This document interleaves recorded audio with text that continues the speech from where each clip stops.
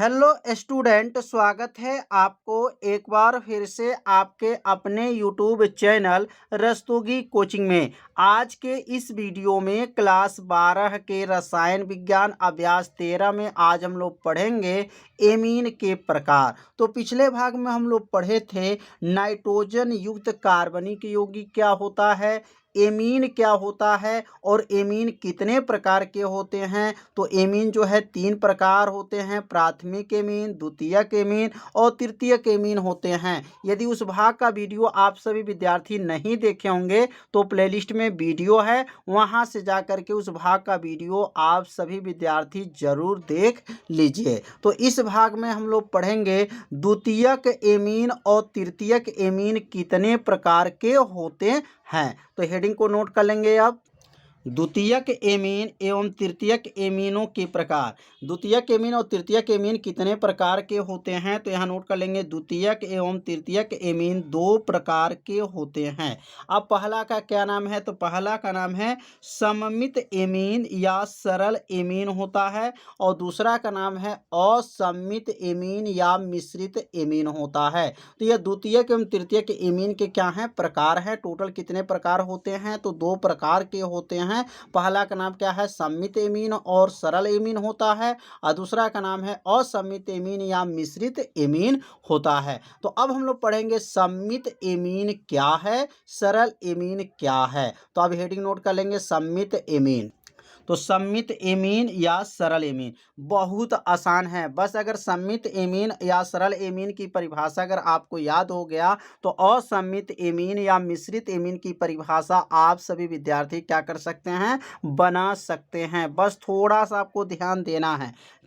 कहेंगे वे एमीन जिनमें समान एल्किल। अब यहाँ देखिए दोनों समान एल्किल है, मतलब आर आर दोनों आपस में देखिए क्या है, बराबर हैं। समान एल्किल या एरिल समूह जुड़ा होता है, ऐसे एमीन को क्या कहते हैं, सममित या सरल एमीन कहते हैं। मतलब एमीन में मतलब NH जो है यह एमीन है और इस एमीन में क्या है, आर आर, इसका मतलब दोनों में क्या है, समान एल्किल समूह जुड़ा होता है। ऐसे एमीन को क्या कहते हैं, सममित एमीन या सरल एमीन कहा जाता है। अब यहाँ आर का मतलब क्या है, एल्किल समूह होता है और एल्किल का सूत्र क्या है, CH3 होता है। और यहाँ देखेंगे CH3 दोनों मान आपस में क्या है, यहाँ पर बराबर है। तो जब दोनों मान आपस में बराबर होते हैं उसे क्या कहा जाता है, सममित एमीन कहा जाता है। अगर यह आर हो और यह आर डैश हो तो यह दोनों समान नहीं कहा जाएगा, उसको क्या कहा जाएगा, असममित एमीन या मिश्रित एमीन कहा जाता है।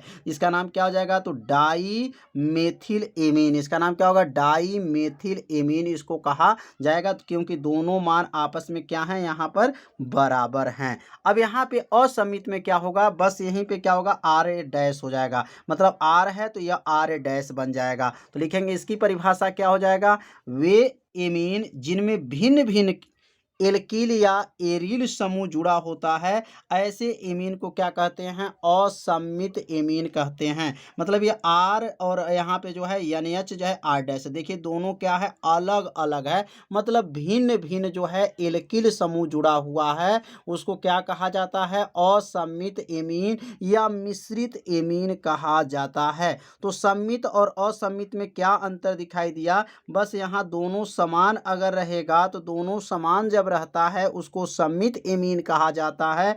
दोनों अलग अलग रहेगा, भिन्न भिन्न रहेगा, उसको क्या कहा जाता है, असममित एमीन या मिश्रित एमीन कहा जाता है। जैसे यहाँ CH3 NH C6H5, अब यहाँ देखेंगे दोनों क्या है, अलग अलग है, भिन्न भिन्न है, इसलिए इसको क्या कहा जाएगा, असममित एमीन या मिश्रित एमीन कहा जाता है। तो आप सभी विद्यार्थी इसे अपने कॉपी में नोट करते भी चलिए, जिससे आपका एक नोट्स भी बनता रहेगा। अब अगला हम लोग पढ़ेंगे एल्किल या एरिल समूह के प्रकृति के आधार पर एमीन के प्रकार। तो एल्किल या एरिल समूह के प्रकृति के आधार पे जो है एमीन जो होते हैं वह दो प्रकार के होते हैं। तो यहाँ नोट कर लेंगे पहले हेडिंग को, और हेडिंग के नीचे लिख लेंगे कि एल्किल या एरिल समूह के प्रकृति के आधार पर एमीन जो होते हैं दो प्रकार के होते हैं। पहला का नाम है एलिफैटिक एमीन या एल्किल एमीन, दूसरा नाम है एरिल एमीन या एरोमैटिक एमीन होता है। तो यहाँ पर जो है दो प्रकार के एमीन होते हैं। तो अब यहाँ अब पढ़ेंगे एलिफैटिक एमीन या एल्किल एमीन किसे कहा जाता है। तो यहाँ हेडिंग को नोट कर लेंगे अब, एलिफैटिक एमीन या एल्किल एमीन। अब एलिफैटिक एमीन या एल्किल एमीन क्या होता है, तो बहुत ही आसान है, बस थोड़ा सा आपको ध्यान देना है, आपको परिभाषा तुरंत याद हो जाएगा।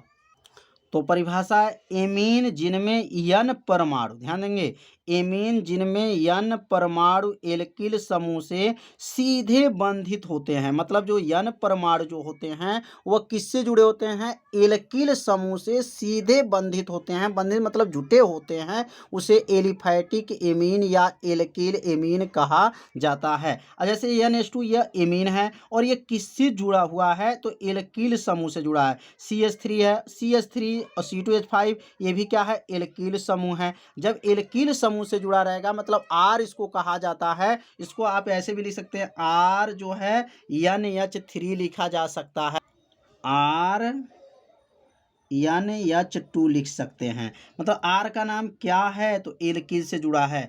तो मतलब क्या है, एमीन जो है यन परमाणु एल्किल से, मतलब यन वाला परमाणु जो है एल्किल समूह से सीधे बंधित होते हैं, उसे एलिफैटिक एमीन या एल्किल एमीन कहा जाता है। तो परिभाषा समझ में भी आ गया होगा और एग्जाम्पल भी समझ में आ गया होगा। जैसे यहाँ CH3 है, C2H5 है, दोनों क्या है, यह एल्किल समूह हैं।